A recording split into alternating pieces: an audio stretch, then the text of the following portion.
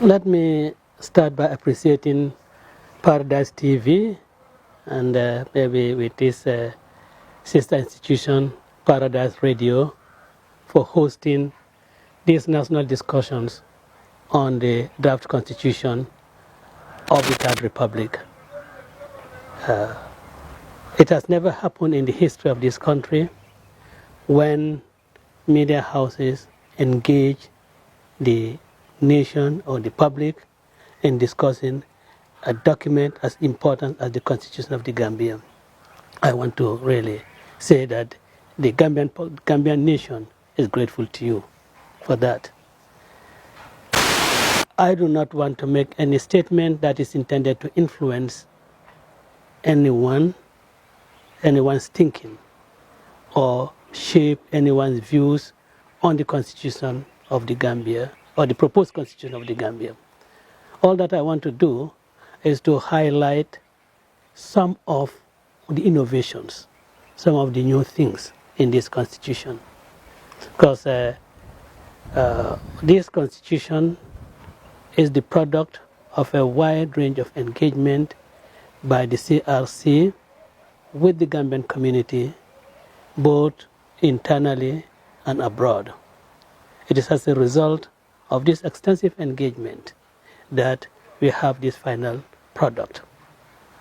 It is a great improvement on the 1997 Constitution in that it has introduced some new things that were hitherto not in the 1997 Constitution.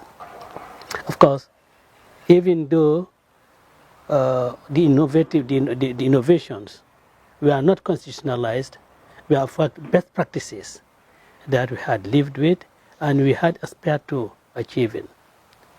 Now, the Constitution provides for leadership and integrity.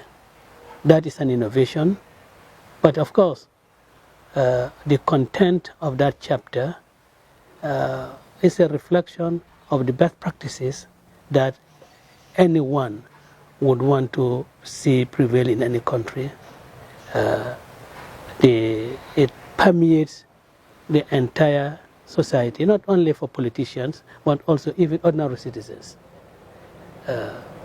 The issue of gifts received by public officials in their public or official capacities and manner of treating those gifts, although you may have some of them in the directive principles of the current Constitution, but then the elaborate nature of it in the proposed Constitution is such that it puts everyone on guard and it seeks to really instill in every one of us, whether public officials or private citizens, the culture of probity, the culture of honesty, the culture of really living and believing within one's own legitimate earnings. We see that the human rights provisions have been expanded, things that are hitherto not in the 1997 Constitution. We find this in the current Constitution. Issues relating to the environment. In fact, elaborate provision on the marginalized members of the Gambian society. Yeah?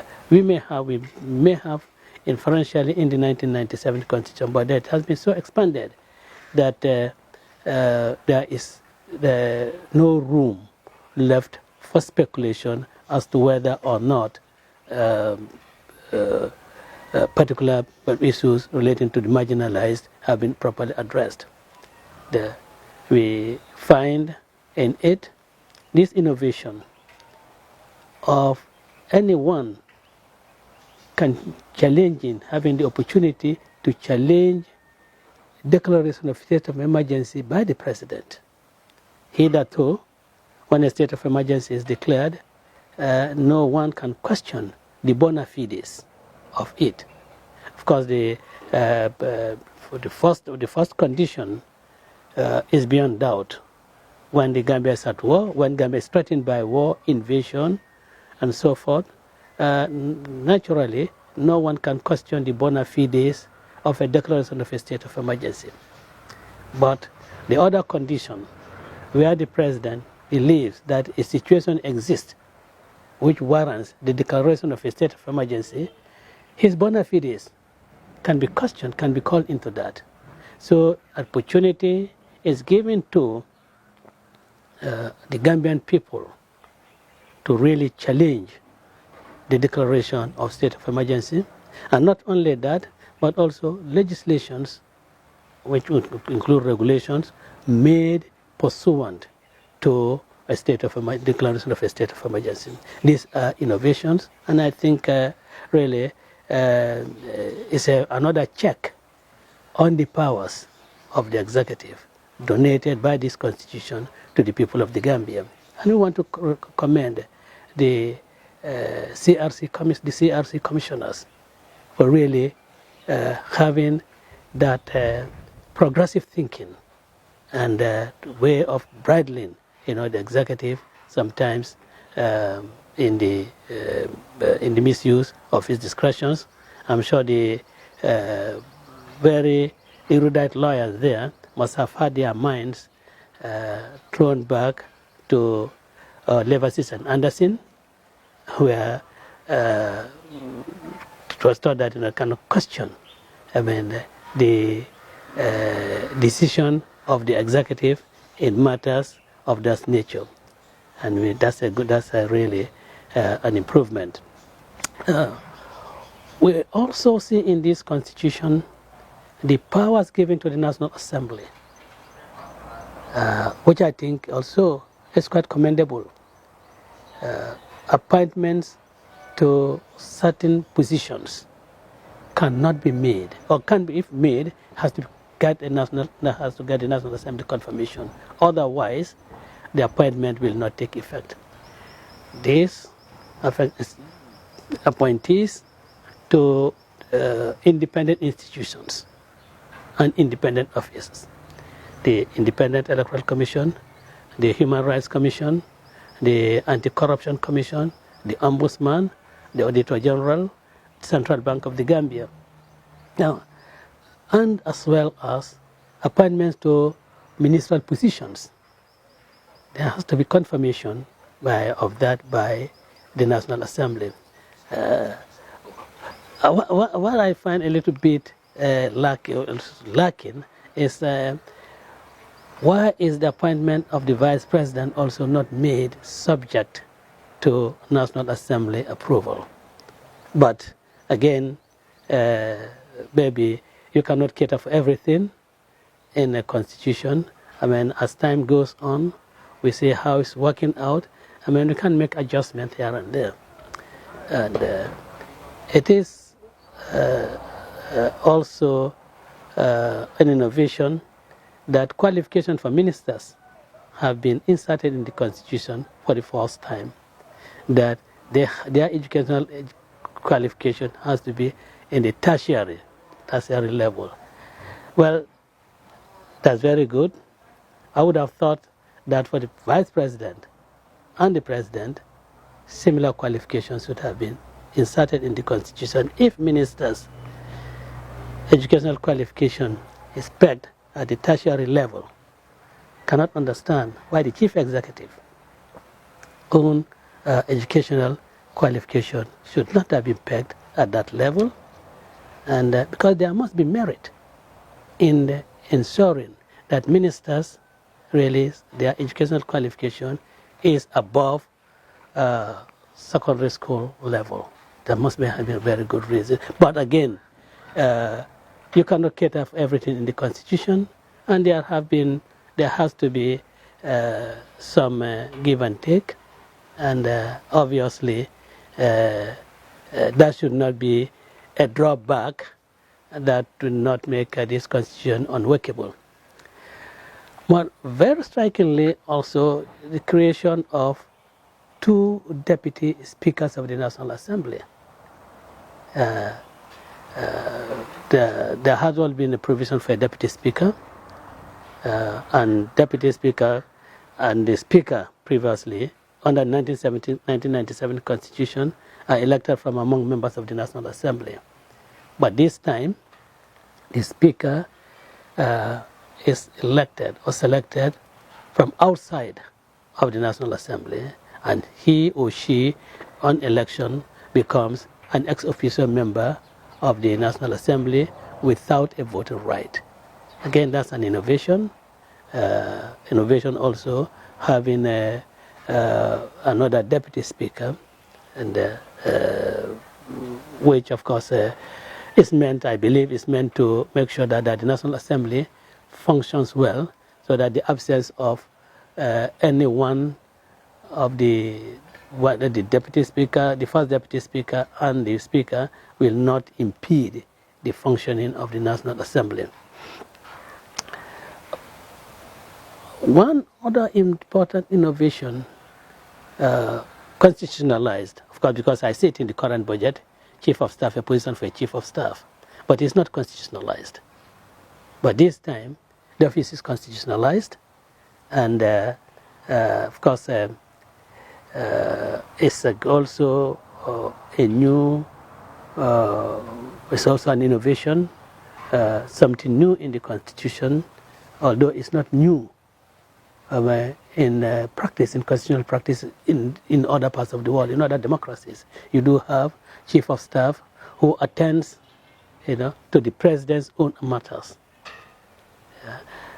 We only hope that when the proposed Constitution comes into force, the Secretary General and Head of the Civil Service and the Chief of Staff only hope that no conflict will arise between them when it comes to attending to the matters of the presidency.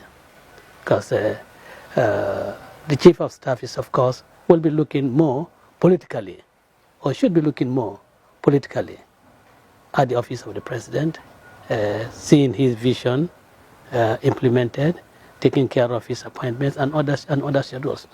While the Secretary General and Head of the Civil Service is concentrating on the civil service, Chief of Staff takes care or implements the vision of the President. Does that allow him to really look into the vision of the President as far as the civil service is concerned?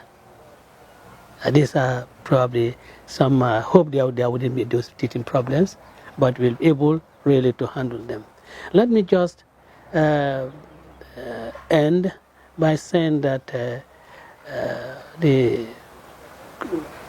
transitional provision has created introduced two important innovations. The Constitution Implementation Commission and the National Assembly Oversight, the National Assembly Committee on the implementation of the Constitution. These are watchdogs.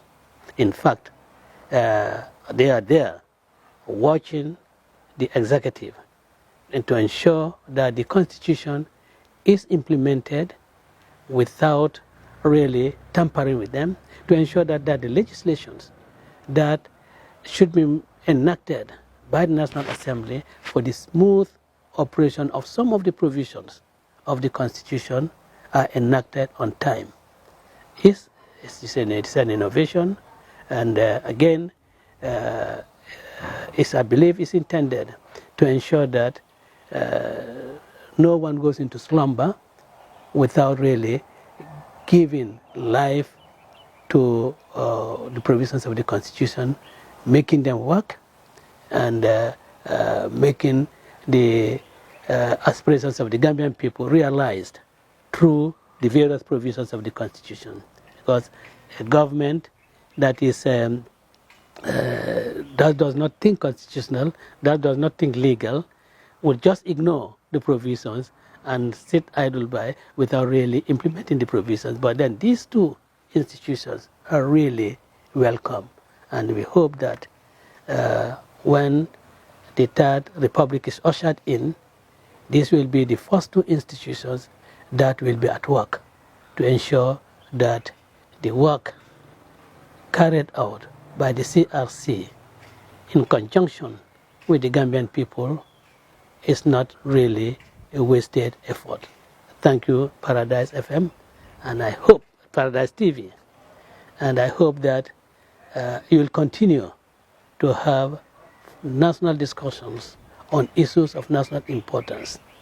And I hope that other media houses will emulate what we have done, whether it is radio or TV or the print media. We hope that they will also do the same thing, so that together we will all help to build a better society through our laws and the Constitution. I thank you very much.